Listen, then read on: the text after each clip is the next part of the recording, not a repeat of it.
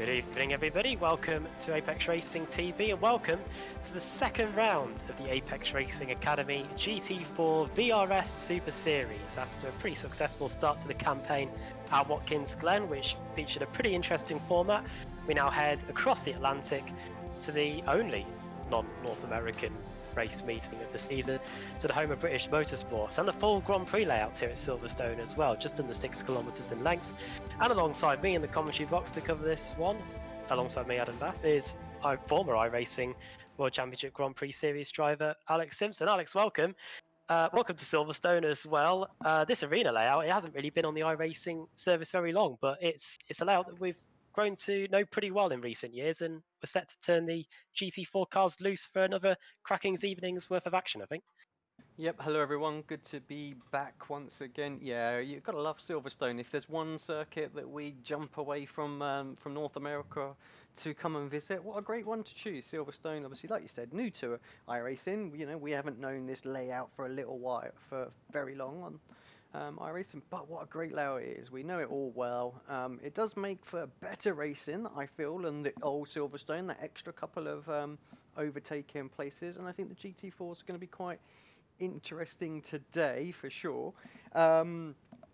Worth pointing out again, we've got some performance ballast on the Porsche. Only 25 kilos. I mean, certainly we feel the Porsche has the advantage here by quite a margin, even with that ballast. But of course, the general ruling from race control is if we slow it down much more with weight, it's going to be so slow that actually it won't be able to do anything on the straights, and then it can be as fast as it wants through the corners. It's not going to overtake any BMW. So, yeah. The balance of performance being a bit tricky. We're hoping maybe iRacing will try and do something with that in the near future, because yeah, circuits like Silverstone, the Porsche, massive upper hand. Is there anything else that's been changed since the first round of the season of Watkins Glen? I know the Pro and the Pro-Am category has been altered a little bit, has it? I think there's been a couple of minor changes, but generally, no, I don't think it has. Everything seems to be pretty much kind of as it was. A couple of obviously new faces that have joined the series since round one, and we, unfortunately, a couple of people won't be able to return as well. So, yeah, apart from that, really nothing else has changed. Well, if you're new, let's run you through the format for this series. It starts off with 2 heat races. Heat 1's made up by the cars that finish this qualifying session in the odd number of positions, and then Heat 2 is made up of the cars that have qualified in the even positions, and then they fight it out. Depending on how many cars are in the entry list, it's around between 16 and 20 in the heat races that advance through to the main event itself. And before we get to that main event, we'll of course have the consolation race, where the top 10 from that get added into the main race as well at the end of the evening. So we'll be trying to keep you up to date with all of that. But first, here's the qualifying session, Alex. And if your name is Sasha Gorley, then things are going pretty well for you at the moment. He was very quick at Watkins Glen, and he's carried that form over here to Silverstone as he's coming on provisional pole here. Yep, like you say, good run at Watkins. I think he'll admit as well that a couple of his rivals have unfortunately got involved in something in the first lap on that feature, and yeah, that kind of prevented him from sort of having a little bit of a tussle out there, I think. But yeah, let's see how it goes for this one, because it does look quite close.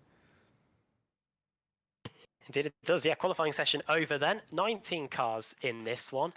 And that therefore means that the top 16, just like last week at Watkins Glen, the top 16 will advance into this one. So really, you've got unless you've probably got a good chance of just making sure that you finish the race, and then you'll be able to advance, because if 3 cars drop out, then you're automatically in.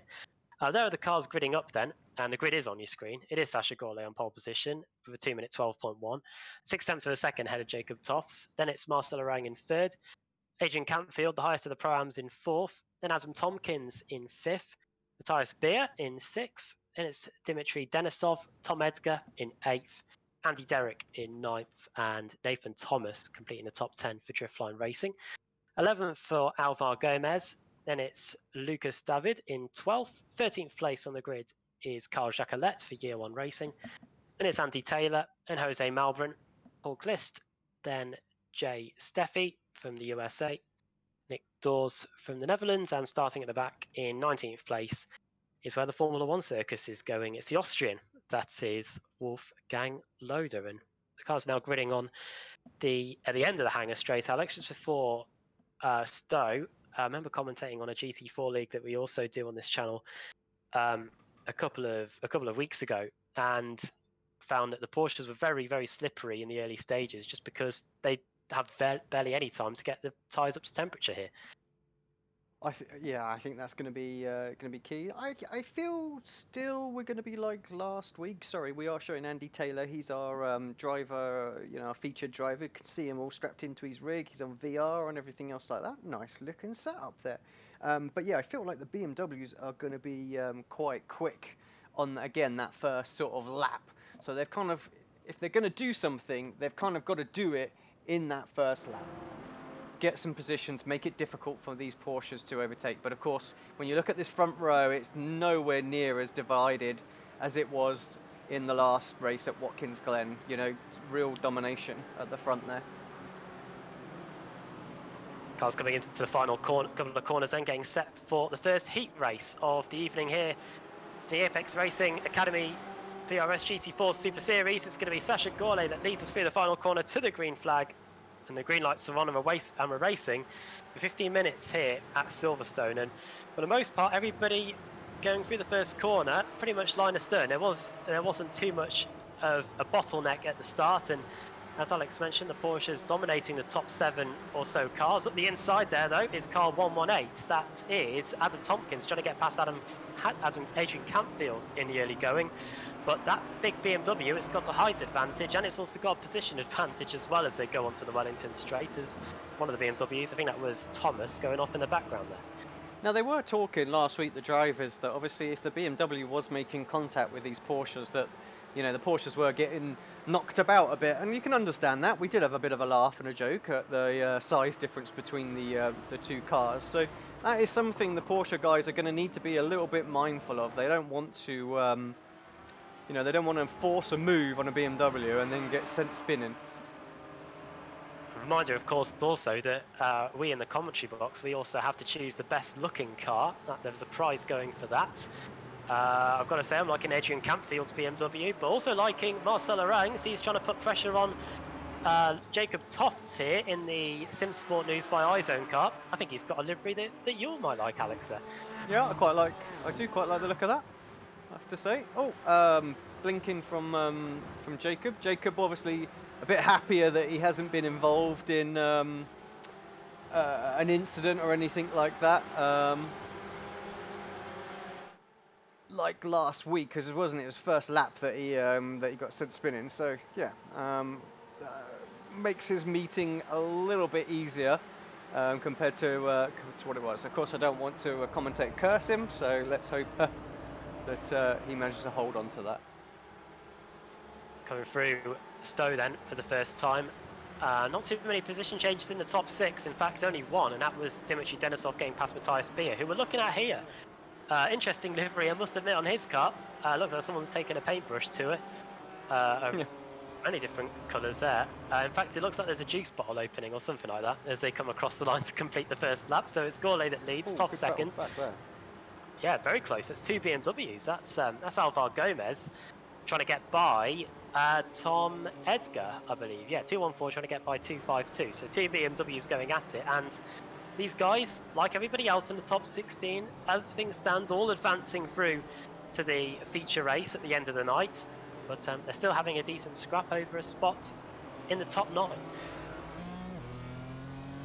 Jump on board. Do love the sound of the BMW.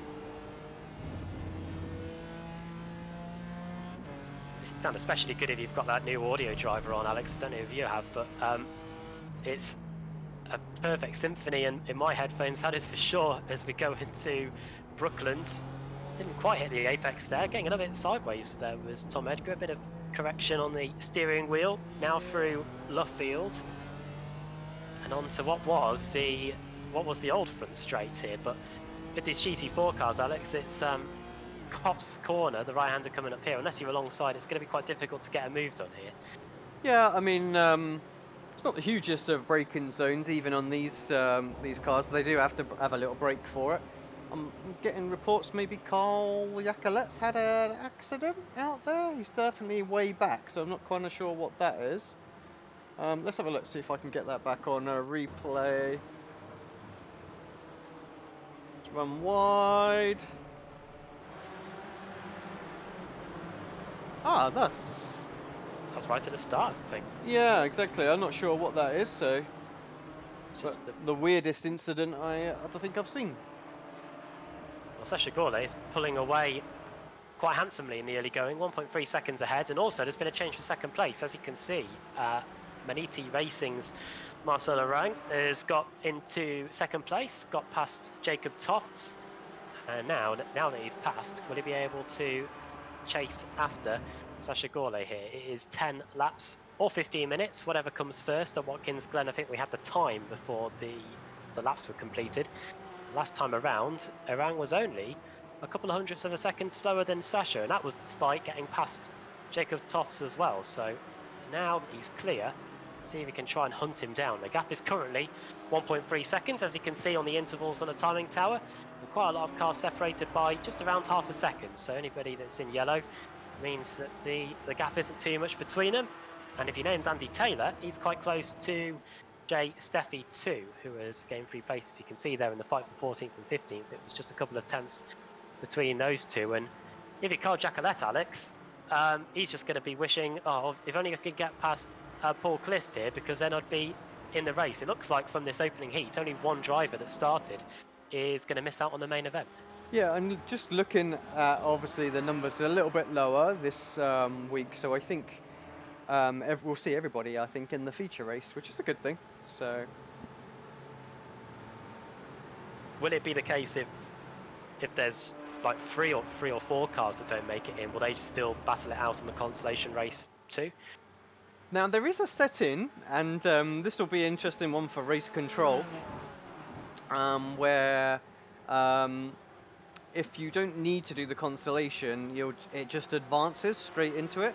So let's see what they've ticked. Of course, now if nobody needs to drive it, although there are more than 32 drivers out there, so there will at least be one to organise the grid order, of course. So that will still happen. There we go. We will also have a 5-minute warm-up at the end of the, if we need one, consolation race before we get into the feature race, which will be, just looking at the info for the race, which will be a 30-minute race. And the top 10 will be inverted from the qualifying order as well. Here's a fight. This is Andy Taylor and Jay Steffi. We saw they were pretty close on the timing tower a couple of moments ago, Alex, there. And it's gone up a little bit in the last few moments. It's up to 1.8 seconds. And it looks like there might be a problem for Andy Taylor here, as Carl Jacolette is up the inside. Yeah, I'm not sure what the issue is, because like you say, he's lost 2 places very, very quickly, as Andy.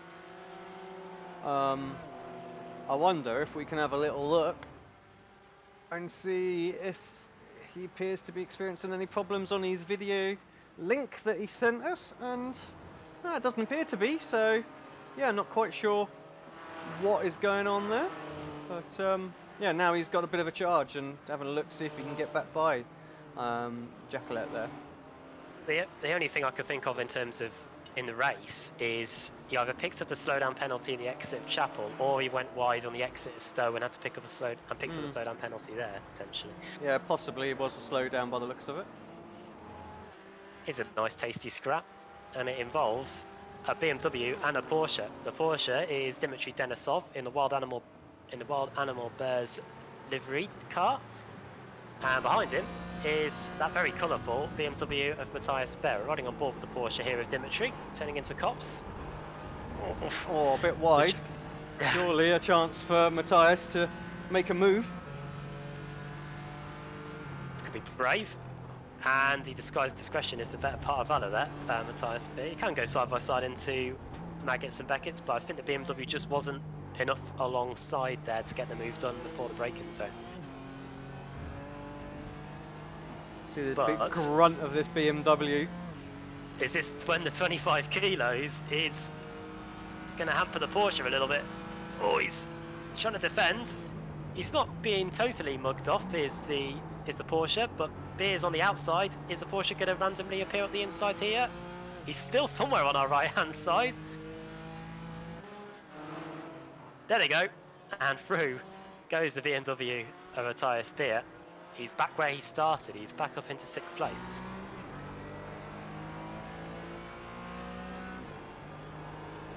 That sound. Both cars sounding absolutely fantastic here. And we're just about over halfway through this first heat race. We've got just over 5 minutes to go here, and we're on lap 5 now. So I think we'll probably will get the 15 minutes in before the laps are completed. I guess, Alex, with the BMW being slightly taller, would that mean it'll be able to ride the curbs a bit more than the Porsche potentially? I'm not honestly sure. I don't know if that would make much of a difference. Maybe. I mean, I would think it's probably a bit heavier, so you know they would have less of an impact on it, more than anything. But I will be quite honest. I will have to ask one of the coaches how they handle the curbs, because I haven't had the opportunity to jump in the BMW yet and actually give it a proper good test. Update from the stewards, by the way, there will be no consolation race. So there you go, just the 2 heat races and then straight into the main event. So Carl Jacquelet will be breathing a bit of a sigh of relief. He won't be the one guy sat out from this one. And now here is Marcel Orang. He hasn't been able to make any inroads into the race leader as what we thought could have happened, but as things stand, he's got a 3/4 of a second advantage over Jacob Toffs in 3rd, and then it's a second back to Adrian Campfield, and then you've got the first of the BMWs. Sorry, it is Adrian Campfield. Then you've got Matthias Beer and Adam Tompkins separated by just over a second. It remains pretty close, of course, between Beer and Denisov, but these podium contenders, Alex, at the moment, I've got a reasonable gap between each. I'm sure as the race continues to go on, they'll just be thinking about making sure that they get to the end here, because as things stand, all of them are in a pretty good position here. We didn't see any of the spins in the early stages at all of what we saw at Watkins Glen. Yeah, I mean, we commented, didn't we, last week, that Watkins is actually a really tricky circuit for the opening lap. I think Silverstone is just a lot wider. I mean, you have the odd and occasional thing coming into Village. This is Village, right? This corner? I can't remember now. Yeah, the complex, the new complex of corners, I'm not too sure on the names, to be fair. I'm sure that one is Village. Yeah, we need Andrew Woodhouse here, don't yeah, we? he's the master with the corner names. So I think you got Village and Farm and another one, haven't you? So yeah. Abbey, yeah. Yeah, Abbey's still the turn turn 1, isn't it? So yeah. Yeah. But yeah, that's kind of where you see it, as it all bottlenecks in there as they come into heavy braking. A few guys will send one in. But yeah, for the most part, the circuit's so wide, Silverstone. If you've ever done a track walk, or perhaps had the opportunity to do like a track day at Silverstone, you're quite shocked how wide the circuit is. It's crazy. Yeah, the end of the British Grand Prix a couple of years ago, we got to go onto the track there, and it's huge, the vast open space of it. And Dmitry Denisov is trying to use all of that he can to try and get back by Matthias Beer. This is probably one of the battles of the race so far. These two have been at it since pretty much the get-go. Different lines getting taken through this section of the circuit. Now we'll get to see what the Porsche's like. Now it's got a bit of slipstream. We saw what it was like when it didn't have any, and that 25 kilos had a bit of an impact there, Alex. But now the BMW is the car that's providing the slipstream, and it's just not catching up to it at all, is it? No, it really isn't. One of our stewards is giving us corner names. It's Abbey, then it's Farm, then it's Village, then it's the Loop. Right. Yep. There you go. It was Village, yeah, and then the switch back onto the Wellington is the Loop. And then we've got Aintree and then the Wellington straight. Yeah. Thank you, Dane. Cheers, Dane. You know, we could have done what he did.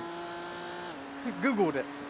I'm sure. He's got the whole list in the chat. He just wants to put the chat up. If you're up on, if you are tuning in and you are in the chat, if you got any questions for us, do just yeah, reach out. We'll try and answer anyone. If you've got any more track facts, then yeah, you can get in there and interfere with Dane as he's listing them one at a time in a single message. He's just trying to get our chat count up, isn't it? Nobody's crashing into one another, are they? Yeah, he hasn't had to do any stewarding I was so going to say far. I haven't seen anything pop up on screen, so pretty easy day for them.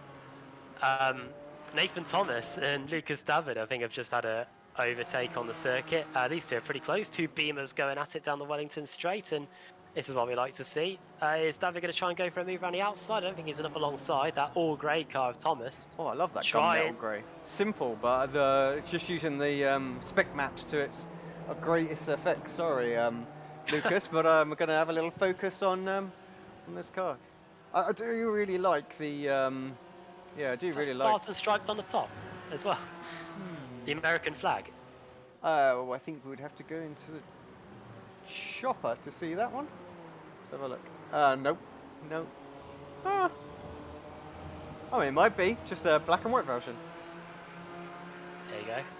Yeah, the I don't know. I'm trying to remember what colours different armed forces are. Is that Marines? I'm not sure. Meanwhile, Adam Tompkins is here in 5th place. Picks up a bit of front end damage. It looks like that front end of the Porsche isn't totally pristine, but I don't think he's going to care because the 15-minute clock has now been reached, and the checker flag is getting prepared for this guy, Sasha Gorley. He hasn't had much to worry about at all, and he's going to advance along with everybody in this opening heat race to the main event itself. Checker flag is out, and Sasha Gorley wins for Red Face Racing here. The first heat race of the evening. Marcel Erang finishes in 2nd, and Jacob Tofts will complete the podium in 3rd place. Adrian Campfield, the highest Beamer, and has there been a late change of position? Andy Derrick and Alvar Gomez going side by side through the final corner. You just saw that at the top of the shot, and it was Andy Derrick that got it by 700ths of a second there. I tell you what, I'm impressed by Campfield's run there. So not too far behind, really. 5.6 seconds. You know, drivers were saying, you know, there was people saying their Porsche was nearly 2 seconds a lap faster. I think the coaches said about 6/10 is what we were looking at. So obviously, then we got to add our ballast to it to give it to some sort of level. But yeah, a good run from Campfield. So definitely. Showing that once we hit a circuit where the BMW is going to be quite quick, he's going to be a force to reckon with.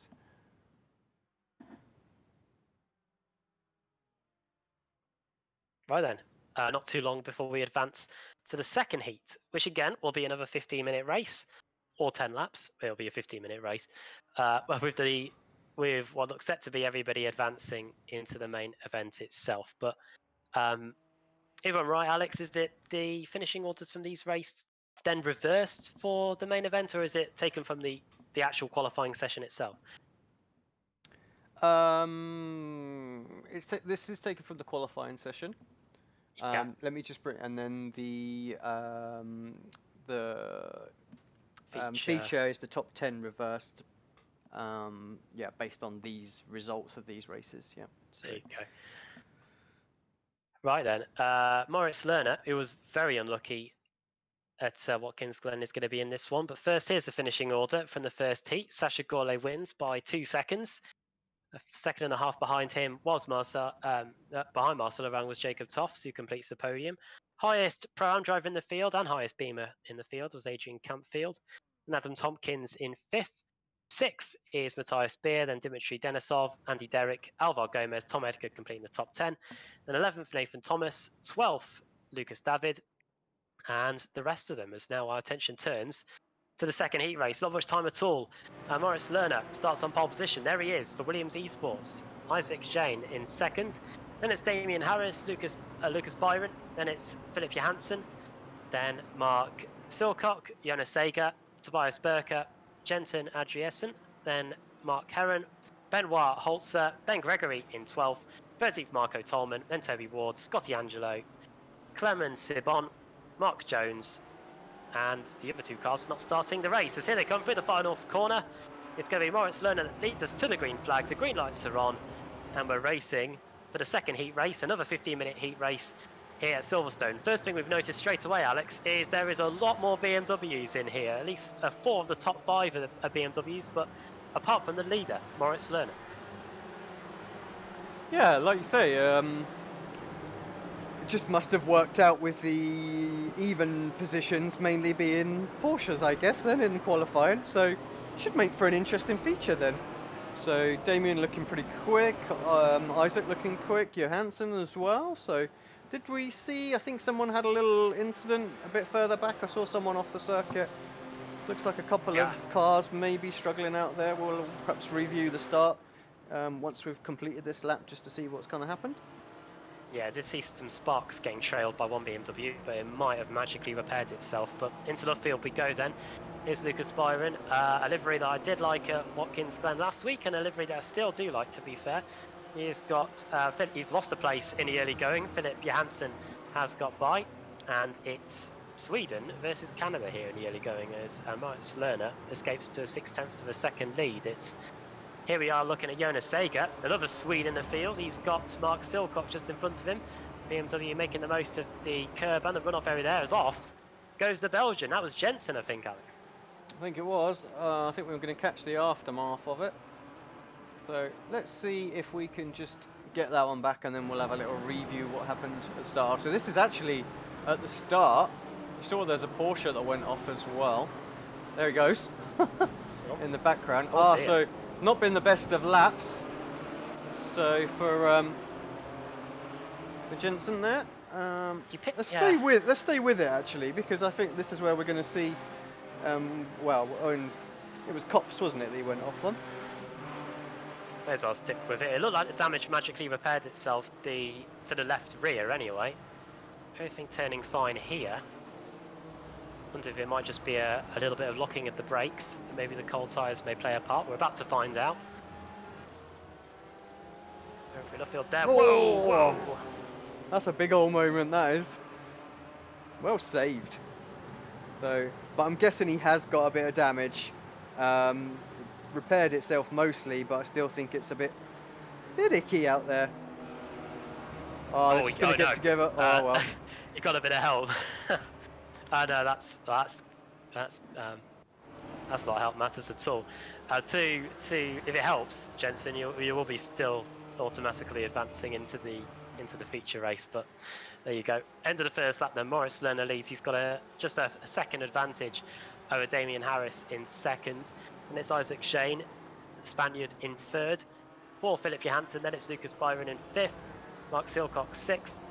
Then Jonas Sager, and the top 10 completed by Tobias Berker, Mark Heron, and Ben Gregory. Gregory and Marco Tolman, 10th and 11th, have gained 2 places. 3 places gained for Mark Jones, so he's had a good start to the proceedings. As Moritz Lerner bids to try and extend his lead, and I think with the Porsches, Alex, if you're the race leader anyway, the trick is to get as big a gap as possible, so that once the race kind of settles down, the BMW can't use the slipstream to try and get by you, and it looks like Moritz is doing that at the moment. Yeah, a good solid start for Moritz. Obviously a bit disappointed, I think, it's fair to say, after the first round of the season. But yeah, coming back, looking strong. And yeah, I think he's doing a bit of a stream as well at the moment, so a big shout out to Moritz. Go and also check him out on his stream, give him a follow and all that goodness. But yeah, so he's going to be hoping for a nice race. I think we're going to have an interesting feature race for sure in this one. I think there's going to be a couple of Porsches go at it, and I think we're going to also have a good BMW scrap as well. Maybe we might see some of them trying to get onto the podium. So Damien and Isaac looking particularly strong. We'll see how far back. Who was it? It was Campfield, wasn't it, in the first one? He was what, 5 seconds back at the end of the race. So I think we'll keep an eye on that and see how these guys do. Well, it's setting up nicely, isn't it? Because the BMWs are, as you can see, towards the rear of the top 10. Oh, that's going to be a move. full on Here sun. comes Lucas. Oh, yeah, he tried, didn't he? Really sun open. glistening. Oh, he's opening this corner up. Let's jump on board. See if he can get his exit right for the Wellington Straight. Use this slipstream. It looks good. Good exit. Don't run wide and lose your momentum. Surely a move coming on here into Brooklands. Dives to the inside. Yeah, Cleaner should like really set that up. You know, a couple of corners before allowing himself to open up the entrance, and there's a good battle going on behind as well. I think that's Mark Silcock and Jonas Seeger. It is, yeah. And that is Silcock getting by. Or is he? Because back comes the BMW without 25 kilos in the car. And he might just pull back through, you know, into Cops. Let's see who's latest on the brakes. They're both going at it. There is that runoff area on the exit. If you don't use too much of it, you won't get a slowdown penalty. But it is the Porsche that comes out on top for now. Yeah, just before we saw that overtake a moment ago, I was going to say that the BMWs in this heat race are towards the rear of the top 10. So with it being reversed for the feature race, you'd expect to see the BMW starting at the front. And then, of course, these Porsches that, even with the 25 kilo weight penalty, look to be quite strong around here, are going to have to do some overtaking around here. In the feature race, that's for sure, anyway. Yeah, Back they come. I think that's going to make it interesting. We want some battles, don't we? Oh, around the outside, never easy to do around Stowe. And really compromised his exit, needs that grunt of that BMW to almost defend, but still opens it up. Oh, opportunist move for Tobias. I thought he'd done it then. But, no, he gets a good view of these two going at it still. Down the front straight, they've been like this for pretty much half a lap. And now he gets it done. There you go. Oh, and up the inside, opportunistic or what, by Tobias Furker. Very nearly catches Mark Silcock by surprise, and he might still try and fancy a move up the inside. There's not too much grip on that outside, but he's just not able to get by. And Jonas Seeger, Alex, taking the Alex Simpson line, really, the big cutback going onto the Wellington Straight. We'll have a good cutback, that's for sure. They're loving this part of the circuit for the overtakes, aren't they? Straight up the inside there goes Tobias Berker, and the setup works an absolute treat there once again. Is Silcock going to try for it back at the inside? He did think about it, but it hasn't been the best lap for Mark. He just got by the BMW this time a lap ago. Now he's lost the place to him, and he's also now lost the place to the other Porsche of Mark Silcock. It's not totally the end of the world, because if he finishes in this position, he'll be towards the front of the field for the feature race. Yeah, I think these two are gonna continue with it. Mark had a good run last week at Watkins, didn't he? Made some good places through the feature, so it's not done and dusted yet. Was that Tolman making a move? I think it might have been Tolman on Benoit there.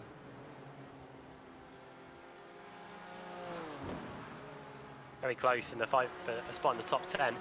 And this is quite interesting. I know we've lost the element of cars missing out on the feature race, but this is essentially in terms of reverse grids. Oh, what's going on up front? Isaac and Damien Harris were exchanging positions. Was that just a connection dip or something? I think it might have just been a connection. Yeah, it did flash up as out briefly for Isaac Shane there. But everything looks to be pretty under control. And we've got just 6 minutes to go in this second heat race before we advance on to the feature race itself. Of course, there will be a brief warm-up session as well. And all of these guys, of course, Alex, are running on fixed setups provided by the Apex Racing Academy. And they're continuing to do their work, and that's, of course, out for this season. And what kind of memberships can people get too? Yeah, so we obviously have a couple of memberships over at Apex Academy. So you've got like a bronze, which is where you can just come, and if you like, I only drive, you know, the Porsche GT4. You come and you can just get that, and that's £5 a month. And then we have Eat All You like, £10 a month, package, which will get you all of our data packs that we have. So 25 individual packs at the moment. And obviously worth pointing out, we have an integration with Virtual Racing School, so that you can view all of your telemetry data on VRS as well. So Apex Academy will synchronize our file store. So we have a server that holds all of our information, and when you connect, it sends you all the setups that you're subscribed to, as well as the O laps, the B laps, the replay files, so you can go check all that data. It's all organised into season folders and cars and tracks for you, so there's no going hunting for any of that. But of course, if you don't fancy that and you just want to go and download what you want, then you can do that via the Virtual Racing School site. We've got all 25 data packs are exclusive to Apex Racing Academy members on that website, so you have to be an Academy member. But you can come and do all of your normal data analysis over on the VRS site as well. There you go. And I must say, having to watch some of the hot laps that these guys do for the hot laps, it's quite incredible. Just the talent those guys have, that's for sure. 11 minutes. Yeah, sorry, Alex. Yeah, I was going to say, it is worth saying as well that, of course, the coaches, obviously we have a big Q&A section. We've got a really big community on Discord where you can pretty much ask the guys whatever you want within reason, and they will try and come back to you. We do weekly testing sessions, so as a group you can jump into, like, say, some of the IMSA sessions with the coaches. They'll be testing with you, so you can literally compare yourself in there, and they can offer setup suggestion tips and things like that live in those sessions. Also, we have setup tutorials as well, so I've literally done a video for every car just explaining what each component on the car does and how you can tweak that to fit your own driving style as well. So it's more than just a setup shop. There's a whole load about trying to really improve you as a driver. Apex has always been a bit different like that. We've always been an academy to try and get the most out of your performance on the circuit. And of course, when we do launch the gold service, that we're basically offering to try and take you all the way through to the World Championship. So we're going to have a development team that's going to push you as hard as you need to give you every resource you want to try and make it through to the World Championship as well. So there's we do things a little differently to some of the others out there. Well, there you go. Problem for Marco Tolman. Problem for Moritz Lerner. Moritz Lerner slowing down, and the race leader is not in the lead anymore. He's down to third place. Now, what that potentially could have been a slowdown penalty. Is it? Or is he maybe playing a little bit of little shenanigans here? I don't know. Who's on his stream? Someone go check his stream, see what's going on. Did he get a slowdown or not? But if he gets back past, then it was a slowdown. If he stays there, then I'm calling reverse grid. Well, he's right back on it straight away. And look at Isaac Shane. He's now I fancy my chances of winning the heat race here. Is Moritz Lerner going to blast by both of them, though? Isaac Shane takes the race lead with he's trying to thread the needle through both BMWs here, and that's a lot of real estate. Into the loop section we go, and now that Isaac Shane's got the lead, he doesn't want to give it up. He's going to go for the cutback, though.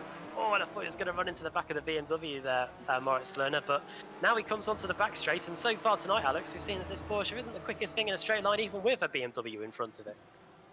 Hearing it was a slowdown as well, so a couple of guys watching. Johan Half, of course, one of our coaches, looking after the BMW out there. But yeah, just obviously checking in on Moritz's stream. Not what you want. This will be the final lap of the race as well. 45 seconds to go. Will he get it done? Like I say, it's not the easiest of circuits to overtake on, especially when you've got a car that's just a bit faster in a straight line. Wow. This could be interesting. Final half a lap then. If you're Moritz Lerner, do you go for it? Or do you just realise that the feature race is still to come and stay in second place. We're about to find out. And it is infuriating when you pick up a slowdown penalty on the exit of Chapel. You master this part of the course, and then you think, well, Chapel, it's just the last bit. I'm done. And then you pick up a slowdown penalty, and then your hangar straight to ruins. A good exit though by Moritz Lerner. The German is right in the slipstream of Isaac Shen, but even with a whole lot of BMW in front of you, it just starts to edge away just a little bit down the back straight, and it's trying to disturb the toe as well. Is Isaac Shane into Stone. Oh, he's gone deep. Ooh. Now then, it's all going to be about last and late breakers. Moritz Lerner's on the outside. Isaac Shane trying to be the bully in the BMW, trying to force him out a little bit wide. Round the outside goes Moritz Lerner. Oh, that's and he's going to have the inside line. Textbook overtake just when it really mattered as well. Moritz Lerner, a brief scare with a slowdown penalty, but he's got straight back to the front, and he's going to win as well. The second heat race here at the Silverstone. Isaac Shane, he was 2 corners away from claiming a heat win. He finishes in second. And here is Mark Silcock for New Zealand. He's going to just finish behind Jonas Sager. Just 2 tenths of a second between them as he flashes the lights over the line. Yep, the top 10 rounded up by Gregory and Heron. Nice little race. I reckon we're in for a good feature. So, what are we going to get? Are we going to get this? Are we going to get this faux consolation? So, like I say, the stewards think it will skip it. Because everyone can jump in, but it may run it anyway. Even if it does go to, I'm sure the organisers can just hit advance on it anyway. Oh, I'm sure we can. But here we go. Oh no, we're heading straight to the warm-up. Straight to the warm-up. So we have got a quick trailer to show you, but first we'll run you through the finishing order of the second heat race. Moritz Lerner wins. I'm sure he was the coolest man in the place. I was definitely worried for him when he lost the lead, especially after what happened to him at Watkins Glen last week. But he wins nonetheless, 3 tenths of a second ahead of Isaac Shane. Then Damien Harris finishes in 3rd, completing the podium. 4th for Lucas Byron, and then it's Philip Johansson in 5th. Tobias Berker, the highest pro-am driver in the second heat in 6th for T3 Esports. Jonas Sager in 7th, then Mark Silcock in 8th, 9th for Ben Gregory, and 10th for Mark Heron. Benoit Holzer, who was having a good battle with Marco Tolman at one point, in 11th. Toby Ward 12th. 13th place for Scotty Angelo, the Australian, for Simtech. Then Mark Jones 14th. 15th for Jensen Adriensen, with the, first of all, the contacts at the loop, and then the contacts again at Cops. And then Clement Sibon, the last runner, with Marco Tolman 2 laps down, and the 2 Belgians there for BMS Motorsports not taking the start. I don't know, Alex. So as the warm-up session takes place, what have you got for us? Yeah, well, obviously we'll head on over to our league partners for this one, Virtual Racing School, and I think we've got David Williams just to tell us a little bit about their service. Virtual Racing School was developed to provide support to the next generation of sim racers. No matter if you're a rookie or veteran or what car or track you'll be racing, our goal is to provide training every step of the way.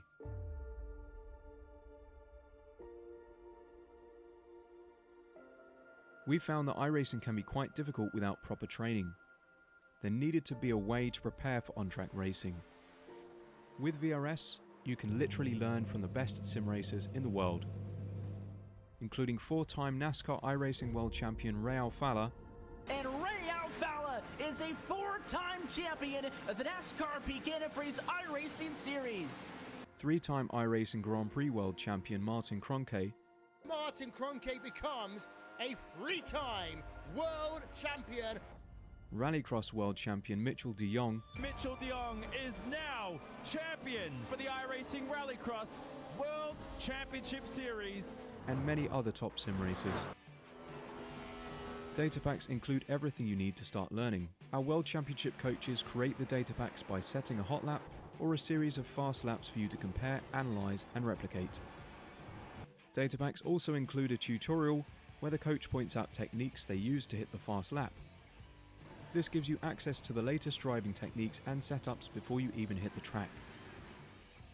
Sign up for a free account and download the VRS telemetry logger. With this application running seamlessly in the background, your laps automatically start syncing to the VRS website.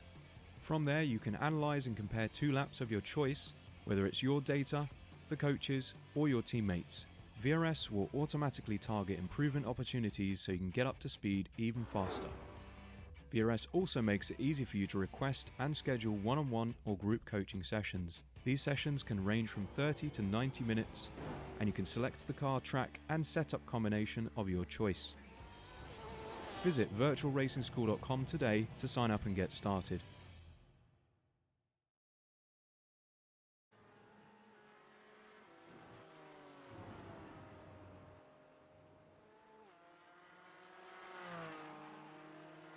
To our partners at VRS, and as the warm-up session continues just for a minute longer, what are the added features then, Alex, that an Apex Racing Academy subscriber can get with VRS as well? They probably ran it through in that video, to be fair, but just familiarise ourselves with that again. Yeah, so if you're a subscriber with the Academy, you obviously get all of our data packs on VRS as well. So you obviously get all the VRS information, just as described in that video. So all of that is open. So you've got ovals, you've got you know, your tin tops, you've got your open wheels, your LMPs, things like that. So you get all of that, and then of course you get everything with our data packs as well. So you get, we've got rallycross cars. I'm not sure there's too many sort of academy schools, things like that, doing the rallycross, but all 3 rallycross cars are included as well. We're doing all the GT3s, the GTEs, the GT4s, some open wheel, so the USF 2000, the Indy Pro 2000, Dallara F3, so some of the popular open wheel skippies on there as well. Just trying to think of any other random ones that are on there. If you're doing the BMW 120 series and you want some assistance in that, there's a data pack for that you can compare against. So yeah, there is a whole load of stuff that you can go and get some support and help with. And there you go. It's time for the feature race then. And here is the grid. And it's very interesting because we've only got, it's an even split of BMWs and Porsches, I think. No, hang on, 1, 2, 3, 4, 5. Yeah, it's an even split of BMWs and Porsches, with Philip Johansson starting on the pole. Adam Tompkins in second, so BMW in first and a Porsche in second. Lucas Byron in third, then it's Adrian Campfield in fourth.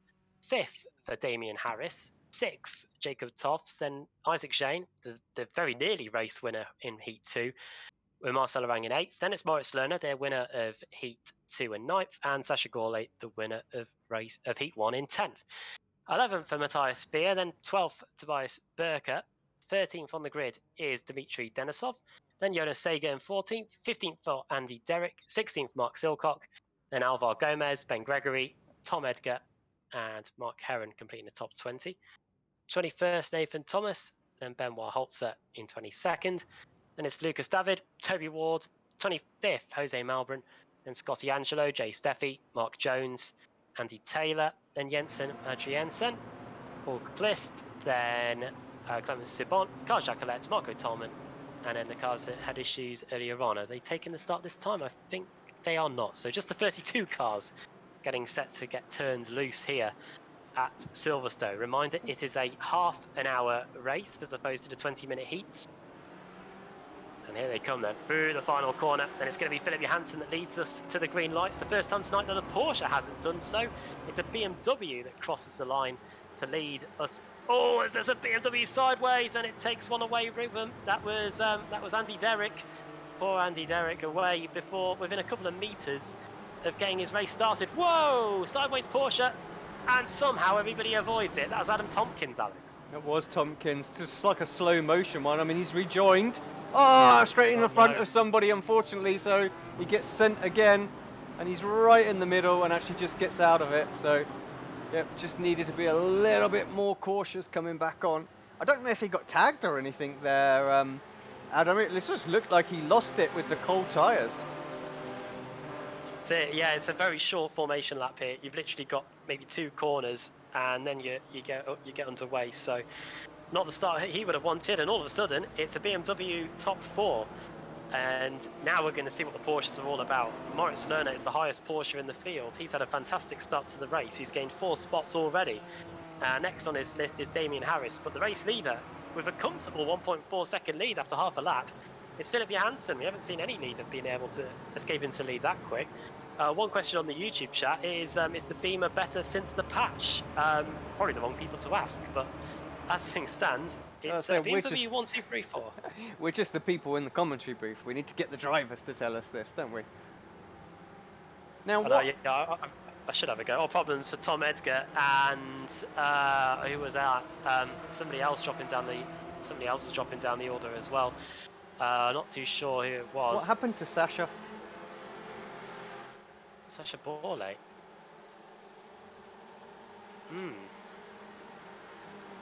Has he not taken the start? Oh wow. Oh, he would have liked.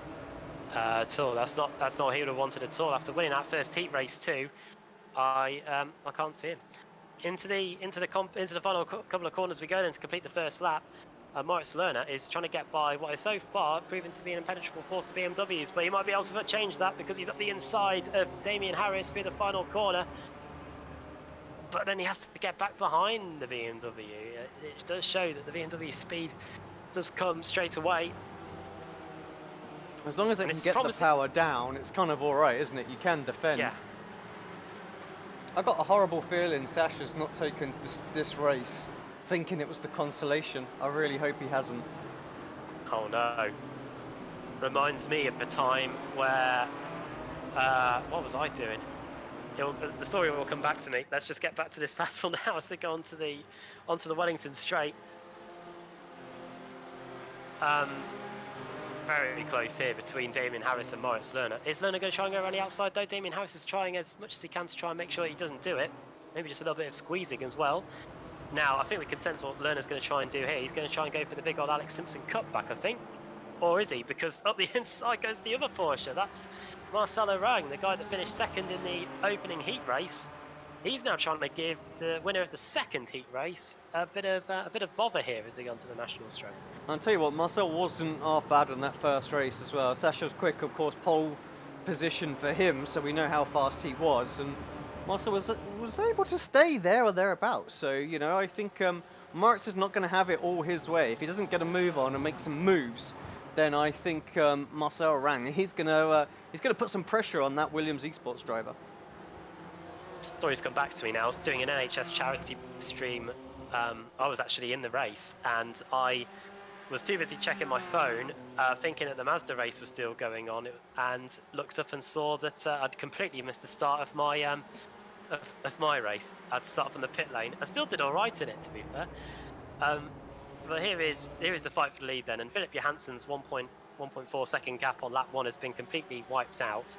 And it still remains to be a BMW 1, 2, 3, 4 as things stand. I did wonder if the BMWs could just get the starts right, whether the Porsches would then be in for a tough ride trying to get by them. And it looks like that's coming to fruition.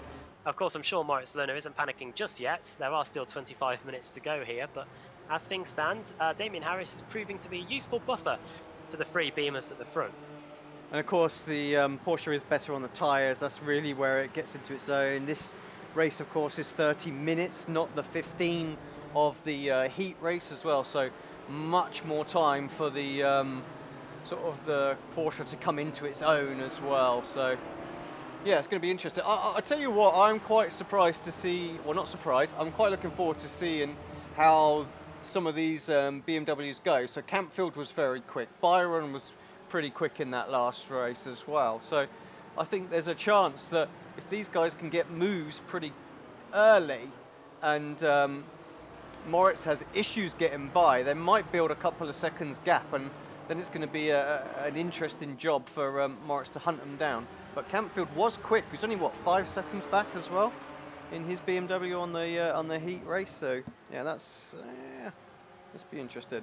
Right, well, something from race control. Finally, they get to do something. So, Edgar and Thomas. So, wonder what that one was. Edgar was the guilty party, and he's been given a drive-through. Was it what we saw at the very start of the race, Alex? Potentially, I think it might be that. Edgar was the car that we did see losing it at the start of the race. Or not. Here is the replay. is his possibly. Tom Edgar. I'm not sure if that. Oh, okay. Just just run into the back of him there off the corner, didn't he? Bit unfortunate. That's a shame. It's a tricky one, isn't it? Because when you've got the drive off the corner like that, you really want to be aggressive. You want to go for it, but yeah, you can't afford to run into the back of someone. Oh, that's Campfield around. Thanks very much. Moritz says he'll have both of those spots. Is everybody through safely? I think they are, but yeah, that's a... Well, I said Campfield looked good and had opportunity. Is that Lucas slowing down and letting him go? What great sportsmanship from Lucas. So, obviously, really disappointed that he made that. I hope Race Control look at that. And I know it's frustrating that Campfield has lost some places there, but for I think for Lucas to give that place straight back there, I think that's great driving, and no further action is what I would say from that.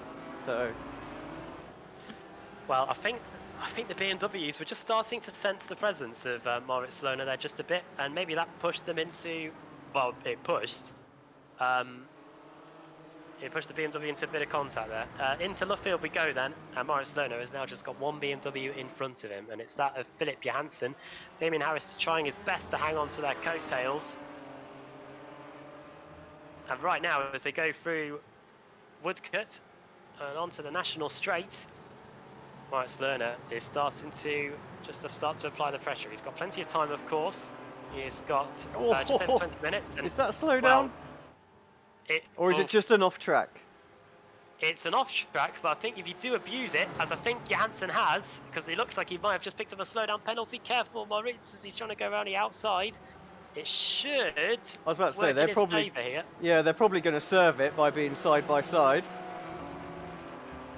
Now then, it's going to be an out-and-out drag race between the Porsche and the BMW. This is going to be interesting. Oh my goodness me! I thought he was going to take him out as they both changed different lines. There's the view from high up above. That's Can't see a thing from up there. Oh no! I could see they wouldn't. It was not clear at all. And he just came across. Who was that who came across? I'm not sure. Well, it's now going to be a Porsche 1-2, and the BMWs going into, well, civil war, friendly fire, if you will, has now just gifted the top two places to the Porsches. Moritz Lohner is away, and so too is Marcel Larang. He's up into second place. Yeah, I'm shaking my head in disbelief, honestly. So it's a good job they're not Works BMW's drivers. Otherwise, yeah, they'd be on the phone to him right now. What are you doing? Within 10 minutes, you just gifted the race. Now, of course, they're not driving for the same team. They're just driving the same car. And here we are, two more BMWs. Here's Lucas. He's in ninth. He's got Matthias Beer just in front of him. Oh, he likes this move, doesn't he? Do you remember he used that in the was it Heat 1, I think, where he really opened up the corner? Hasn't quite got the exit that he had last time.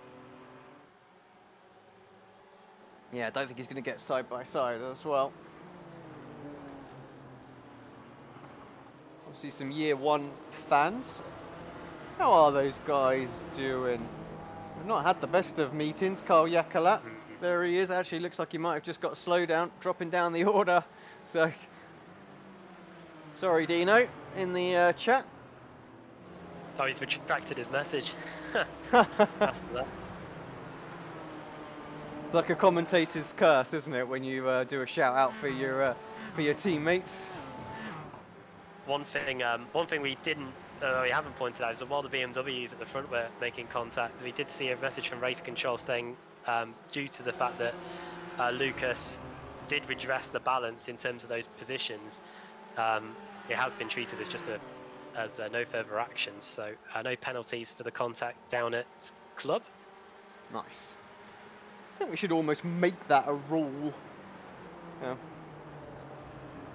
What happens though if they end up towing back to the pits? Do you then have to? Oh well, yeah. In that case, you got to go, haven't you? And you're gonna face the wrath of the of Race Control.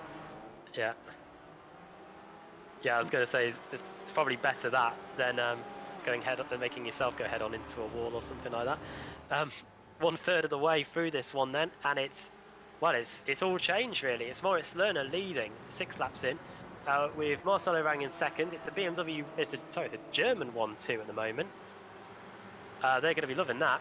Third is Damien Harris, who's trying to get some positions back for England. And then it's Philip Johansson in 4th for Sweden, and Jacob Toffs in 5th for the United Kingdom. It's Williams Esports there as well, as Beer and Byron are both exchanging places. Williams Esports leading, Maniti Racing in 2nd, Evo SR in 3rd with Damien Harris, and it's Hell Racers 4th with Philip Johansson, and Jacob Toffs in 5th, driving for SimSport News by iZone. Yeah, Martin just giving everybody a shout out in the chat channel. Of course, obviously Martin was our feature driver last week. Not able to make it tonight, I believe. So that's a shame.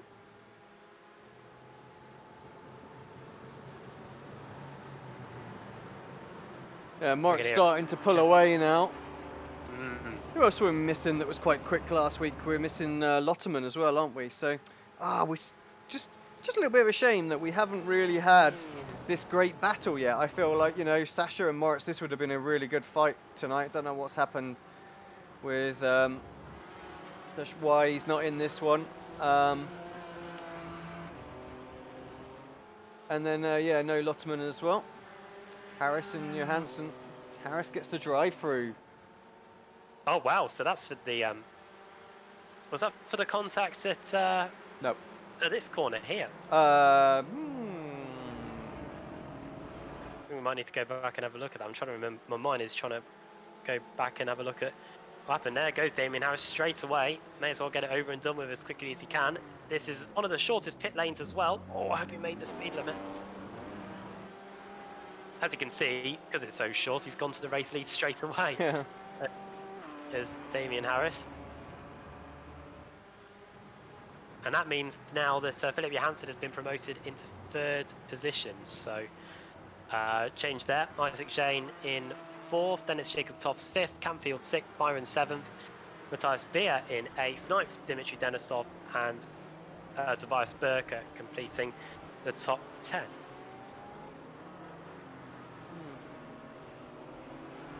Penalty was for the contact at Stowe, you're right. Yeah, so, wow, brutal, cutthroat, the race stewards.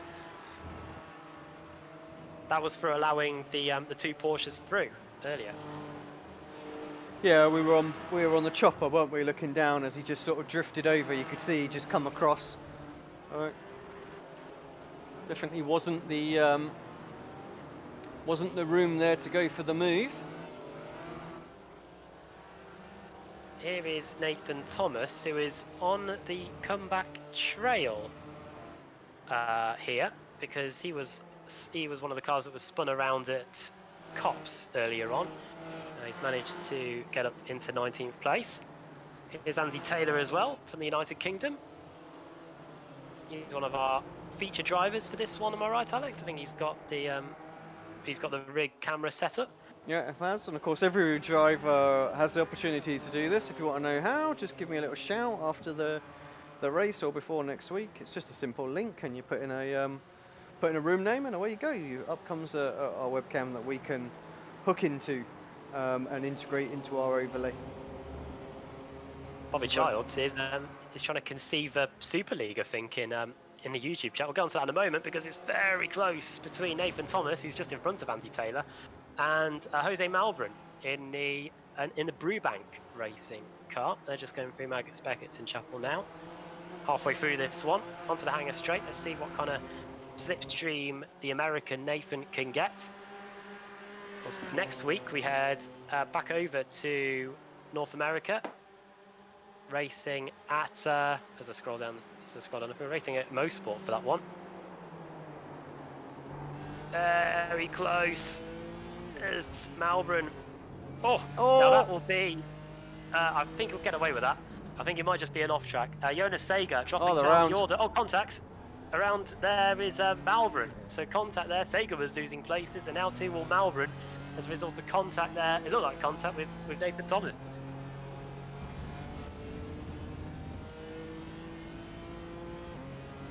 Wonder what happened to cause Jonas Sager's demise, and just proof of how small that pit lane is, Alex, at Silverstone. Damien Harris is back out on the circuit again, and he's down in 15th place.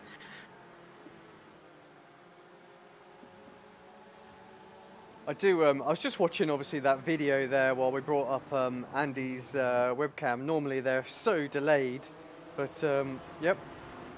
Pascal and the SDK Gaming crew working their magic. Actually, Andy's feed was ahead of our spectated one, which is ridiculous. Be it that the delay that they've built into this bit of kit. And of course, SDK Gaming are also supporting the series. It is worth pointing out that prizes up for grabs at this one. I mean, first place in Airman Pro Championship is 12 months subscription to VRS, Apex Racing Academy, and SDK Gaming. So, you know, not too shabby. Wow.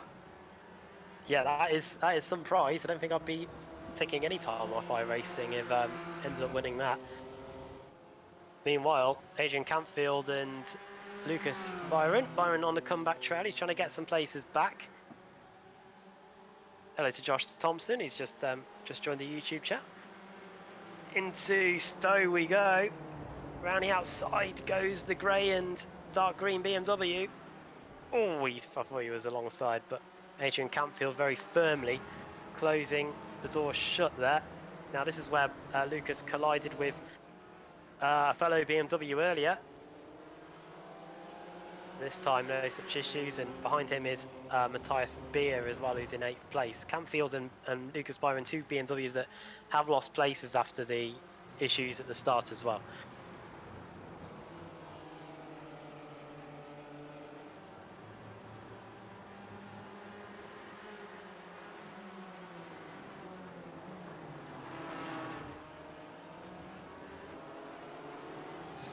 I always intrigued to look at the drivers' sort of safety ratings and I ratings. Leagues always have such diversity in the drivers there. You've got some drivers that just do league racing, you know, so you don't expect them to be quick, but they're able to really mix it up, Campfield being one of them. Oh, around the outside, Byron having a little look. These guys still battling it out from earlier on. Great racing. Couple of Porsches wanting to get in the mix there. I think that's Dezenov and is it Tobias Barker as well? Tobias is not afraid of a move. Sorry, Adam, I just keep cutting you off. No. It's brilliant as a flash of the lights there from Beer. Just looking at the graphic you brought up on the right hand side there with the different I ratings and safety ratings, all these guys, they're pretty much on par with one another, which is great to see.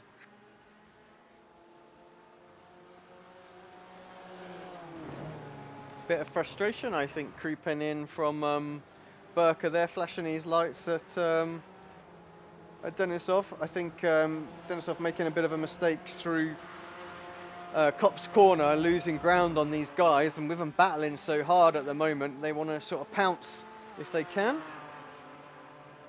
Drive-through penalty Jones for Taylor. Jones. Mark Jones and Andy Taylor is only one place behind him. Byron through past Campfield. I think just in front of this. There's a problem for Campfield. Oh, it's all changed. That's Beer ahead now. And I wonder there was some contact. There definitely looks like there is some front end damage. Oh, and where's Burker. the Porsche going? There's a wheel off. It's magically come back on Lucas Byron. Now this is what happened to Mark Jones to cause the Maybe not. Oh yeah. Maybe that was the aftermath. I'm not seeing. Yeah. I'm not seeing anything else. It's gonna be now. Oh no, maybe not. Yeah, no, not sure quite what went on there for Mark. Certainly not that one. And in he comes. Now, off camera then, Matthias Beer up into... There's a ton of cars have just come off on my event viewer saying have crashed. Yeah. Matthias Beer is up into 6th place now, so he benefited massively from what happened at Stowe. He's now ahead of Adrian Campfield. Dimitri Denisov is now in 8th, and now Lucas Byron all the way down to 9th place. So, and I bet he's got some damage as well. He may be losing some straight line speed, and I bet the car isn't turning very well either. So that's a shame for him. He's down to 9th place. He could have potentially been on the podium earlier if things could have gone differently. But now it's Beer versus Campfield for 6th and 7th.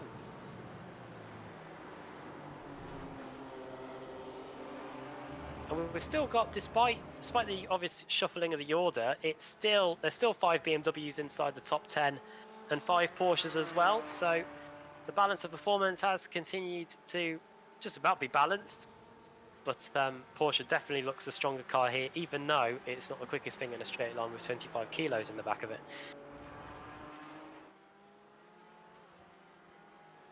Yeah, just looking at Moritz here. 1.7 seconds clear. I tell you what, this should have been a really, really good race. I think we've been robbed again, Adam, of an epic race. I want to see one at some point this season between these guys. But Orang doing a good job in keeping Moritz honest. I think that he can't afford to make a mistake like he did in the second of the heat races. If he does, oh, what's going on? I think that's Lucas Byron. Yeah, he's into the pits. Yeah. It's drive-through penalty. Yeah. I wonder if he predicted that. I'm not sure. I don't know whether there's a delay between the drivers getting a message and us getting it on the. Yeah, I think there is. I think we get one just afterwards. I'm not 100% sure on that. So, but yeah. There you go. That's a sad end to what was looking set to be a very good evening for the Canadian, and he'll be rejoining the order presumably just around where Damien Harris was, which was about 15th place. Yeah, he's back onto the circuit now in 17th. Here's Johansson, and there is Isaac Jane. Has there been a change between those two? Johansson was in 3rd last time I checked, but that might have happened some time ago. Here's Damien Harris then.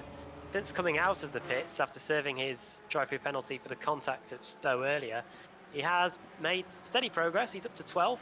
Last time around he did a 2:39, which was 1.5 seconds quicker than the guy in front of him, which is Lucas David. He has gained 12 places during this one, so he's had a solid drive through the fields as the Belgian.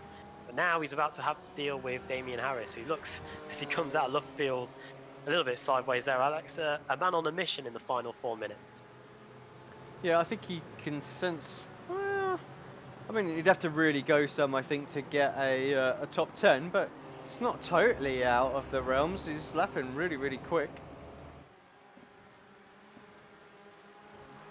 And straight through there, no hesitation. So perhaps he took the opportunity when he served the penalty to get some fresh rubber. Maybe that's why he's absolutely flying out there at the moment. Well, I mean, he's lapping almost as quick as the leaders. So yeah. Wishful thinking, Alex. I don't know whether they're miracle workers in these cars. I don't know. I'd be very amazed if he took tyres on. It's not F1, is it? Sorry, I just realised what stupidness I was saying. Oh, next year, I'm just bringing this up because I know about it. Here is Harris up the inside. He fancies more places here. Oh, no, that's going to be another drive-through. Another trip, another drive-through. No. Oh dear, Damien. Things are going so well. I'd probably just hand the position back if I was him. Oh, up the inside, through goes. It's Campfield on Beer.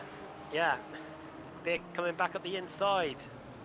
And now here comes Dimitri Denisov as well, yeah. Yeah, sticking his nose in there.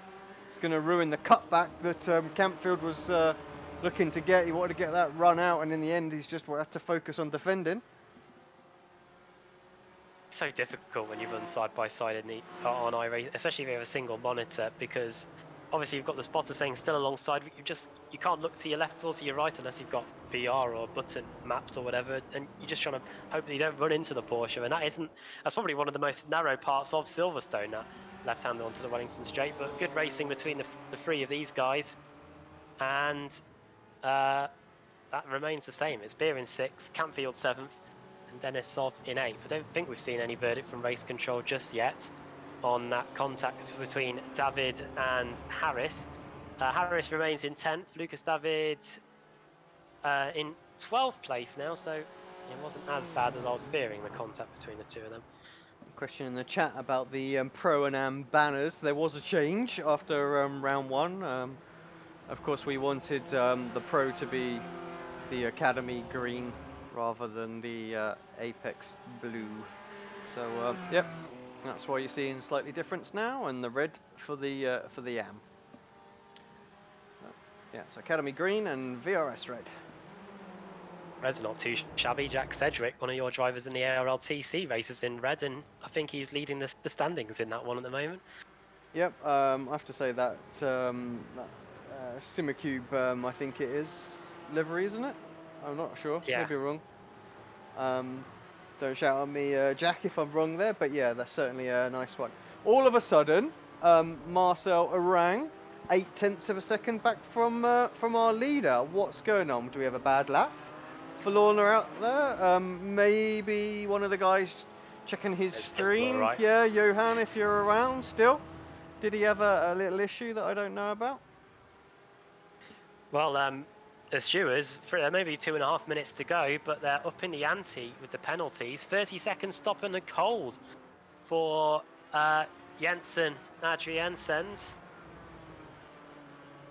So he's going to have to come into the pits, the Indy Autosport driver. Last time around, Moritz Lerner did a 2:13.7. That was only 4/10 of a second slower than Moritz Lerner on that last lap. Sorry, 4/10 of a second quicker than Moritz Lerner on that last lap. But yeah, the gap is now under a second. And Moritz Lerner, who did so well in the second heat race, he doesn't want to lose the lead now. Josh Thompson, who we get to know on a Thursday night quite well, just saying it was just an average lap.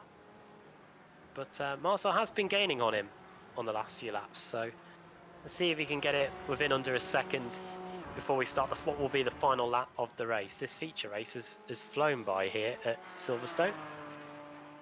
Of course, Josh does race for Williams Esports, and like you say, in one of our other leagues, obviously the Thursday night in the Apex Racing League TCR series. And yeah, so Thursday nights, if you fancy it's basically this on steroids, isn't it? Mixed reverse grid races. What was there? 3 of them, just craziness in the TCR front wheel drive, like a lot of fun. Yeah, go check that out. We're on the Esports Network for that one as well. And if you're more inclined for the GTs and the rear wheel drive, well, of course, we have got our Apex Racing League GT series, which is on a Sunday night, also on the Esports Network as well. So yeah, a couple of other series that you can join if you want to get involved with them. Head on over to the Apex Racing League website. That is apexracingleague.com. Start the final lap then, and Ben Gregory versus Lucas David, having a decent scrap here. BMW versus BMW. Watch out as well for Jonas Sager in the background as well. Very nice scrap this between 3 BMWs as we come on to the final lap of the race. Is he going to try and go around the outside there? No. If I was Sager there, I would have just hung back a bit and have got the perfect slingshot through that first corner. He's still within striking distance. Little look. 7/10 up front as well. It's coming down. There's a good battle here as well for 6th and 7th. Suddenly the race heats up with a lap to go. His Campfield's trying to keep the Porsche at bay. The Porsche already looks pretty strong around here, and as you said on Watkins Glen, the Porsche just gets better as the race goes along, and it's looking pretty strong here in the final lap. And Adrian Campfield will just be hoping that he can keep him at bay. And this is a very good scrap as well, because this is for Pro-Am honours. As you can see, Matthias Beer is the highest Pro-Am car in the field, and he's just 0.3 of a second ahead of Adrian Campfield. Onto the hanger straight then, Alex and Moritz Lerner. He had a fantastic start, and then when the BMW started having it out with one another, he was there to take full advantage. And even though Marcel Orang has been closing the gap, he's still continued to look forward, and as long as he doesn't make any mistakes for the final 2 corners, he's going to take victory here. Yeah, a good solid meeting for him. He'll be happy with that. You know, a nice way to bounce back. I mean, it's, you know, don't make a mistake with 2 corners to go, Moritz, and make me give you a commentator's curse. But here he comes, final corner. Great bounce back. What a great race. Great job by Morris Lerner. He wins for Williams Esports. Second for Marcel Larang. The podium does have a BMW on it, and it's Isaac Jane for 8th of Fame Racing in 3rd. 4th for Philip Johansson. And look at this. Nice bit of It's drifting.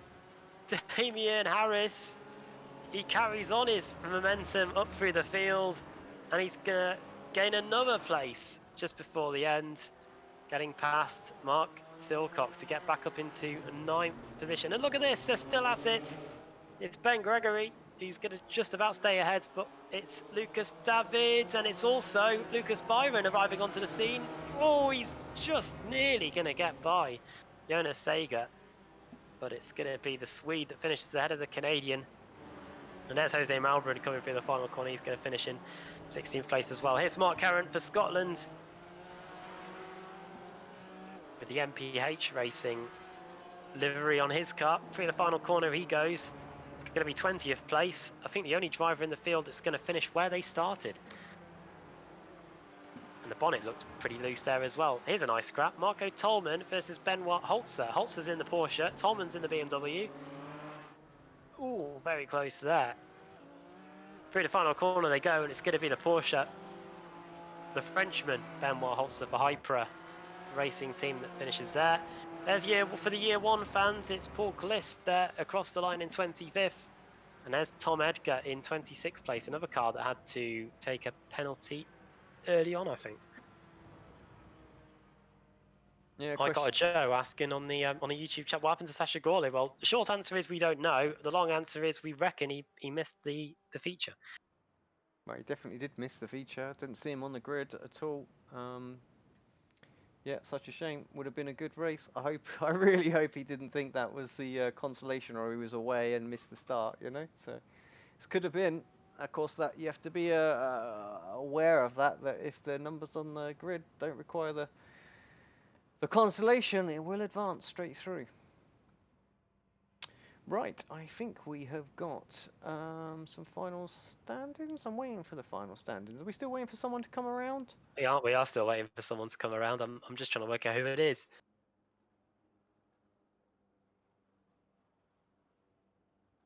Is it Jay? Oh, here we go. No, that's it, I think. That is it, yeah. Either that or it's timed out on whoever's trying to finish. Finishing order on your screen. Moritz Lerner wins the feature race here, round 2 of the Apex Racing Academy GT4 VRS Super Series. It's a German 1-2 as well, with Marcel Larang in 2nd and Isaac Jane completing the podium. 4th, Philip Johansson for Hell Racers, and the first British driver in 5th, Jacob Toffs for SimSport News by iZone. 6th, Matthias Beer, he takes the Pro-Am honours. Adrian Campfield in 7th, Dmitry Denisov in 8th, Damien Harris 9th, and Mark Silcock completing the top 10. Ben Gregory in 11th, 12th for Lucas David, 13th for Jonas Sager. Then it's Lucas Byron, despite his drive-through penalty, finishing in 14th place. 15th for Tobias Berker. Then it's Jose Malbrin. The Porsche turned around at the club corner by Damien Harris. I don't think any penalty was given out for that. 17th place for Jay Steffi, the American.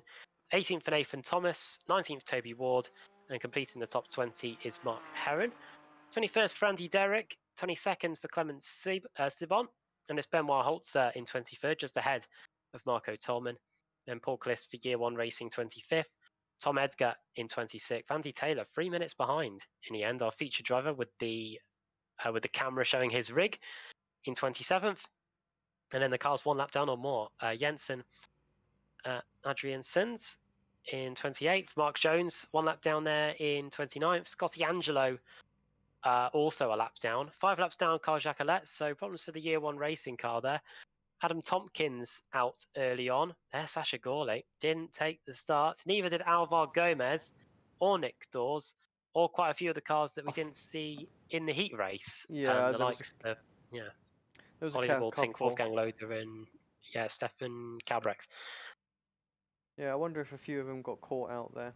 So that's a shame.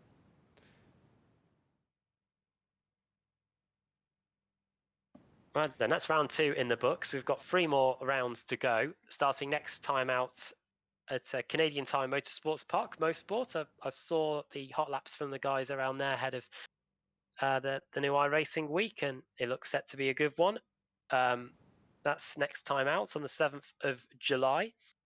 Then round 4, staying in North America, we head to Lime Rock Park, and then we end. That'll be good. I bet the Porsches will be happy there that they don't have any. That the weight won't be impacting them too much around there. Not too many straights at Lime Rock Park, and then we end the season at well, completely the opposite really. Road America. Yeah, that'll be a huge, huge difference in terms of circuits. We are waiting to see if we're going to get anyone for an interview. Of course, if you want an interview, then by all means, just jump into the Apex Racing TV Discord. I'm hoping someone will be kind enough just to post a link into the chat. Yeah, come and have a little chat with us. We will pad and fill just for a few more moments, shall we, Adam? Yeah, well, let's reflect on the drive from Moritz Lerner, and I thought the BMWs would be able to hold their resolve more at the front, but I don't even think 10 minutes were on the clock by the time that Moritz had fought his way through from 9th to the lead. Yeah, I mean, he made a good few places at the start. This is, what, lap 2, I think, that we're looking at. I jumped back to the replay. And he was already up into 4th place. So, you know, he'd made good ground straight away. And that, you know, that helped. And then when they started to fight, well, that just kind of opened the door for him there. And Marcel as well. Both of them slipped through and they were able to do. Had they had to fight, I think, for those few places, it might have been a little bit more interesting, that's for sure.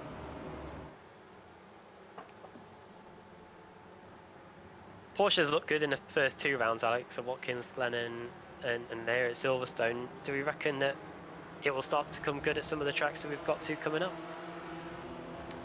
I mean, I think the Porsche is going to be the car to beat the whole season, if I'm honest.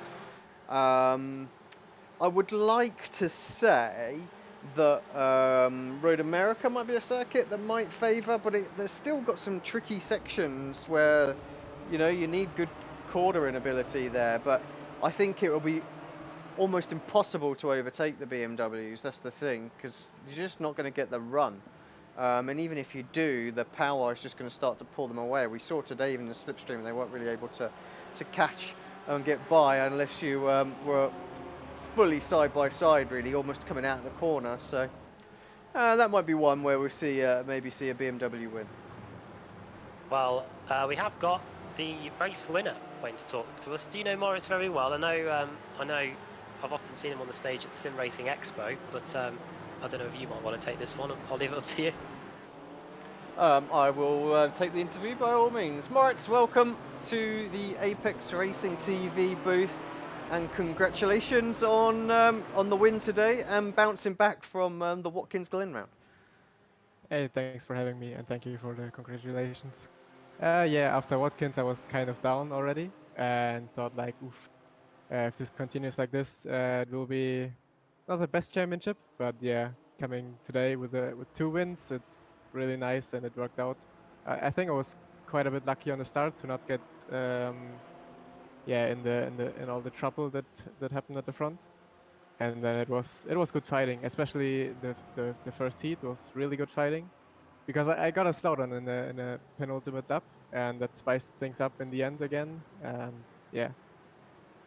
Yeah, the guys were keeping us informed what was going on. Obviously, those were watching your stream, I believe, tonight, so we kind of knew what was happening there. So,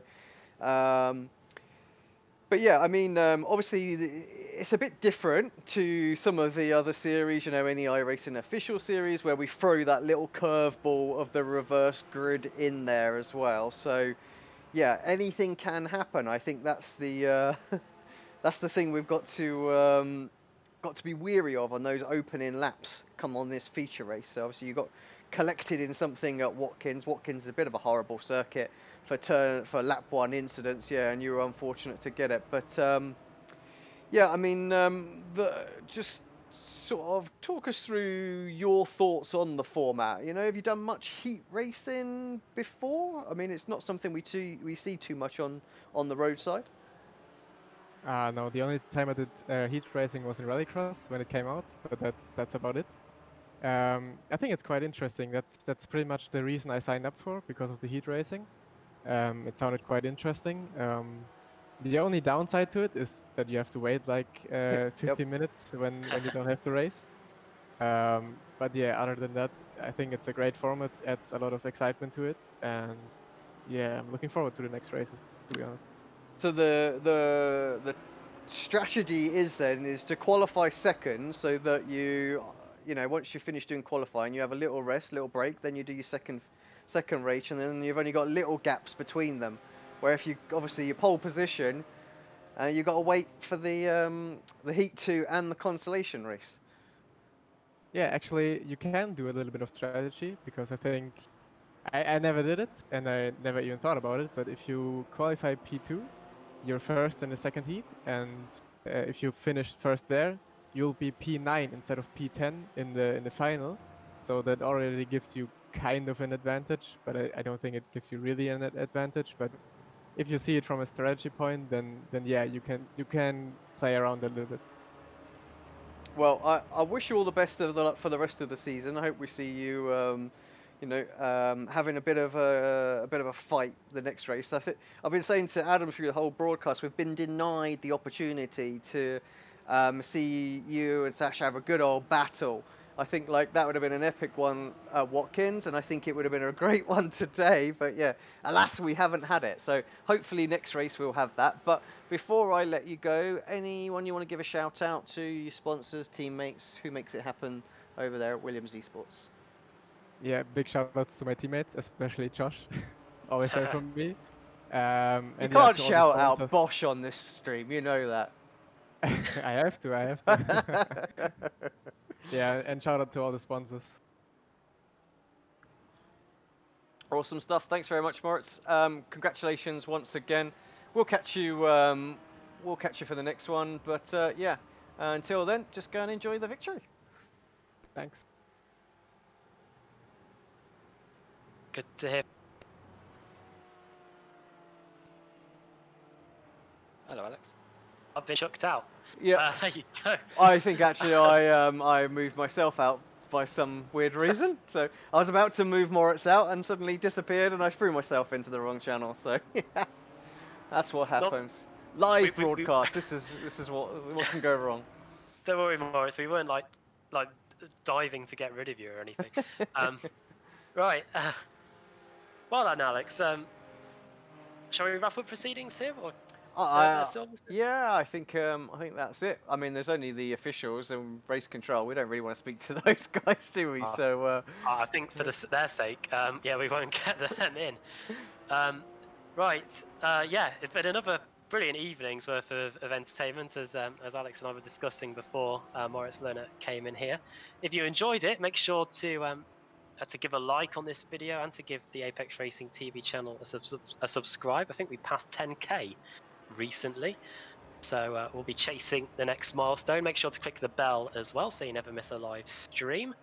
This series, the Apex Racing Academy GT4 VRS Super Series, will be back this time next week, just after 8 o'clock British summertime, where we head to the Canadian Tire Motorsports Park. That should be another good one. Plenty of undulation there and some long straights that will benefit both the Porsche and the BMW, so we'll wait to see what happens there. But thanks to Alex for doing the cameras, the graphics, and for joining me in the commentary box. Hopefully we'll be joined by Andrew Woodhouse next week.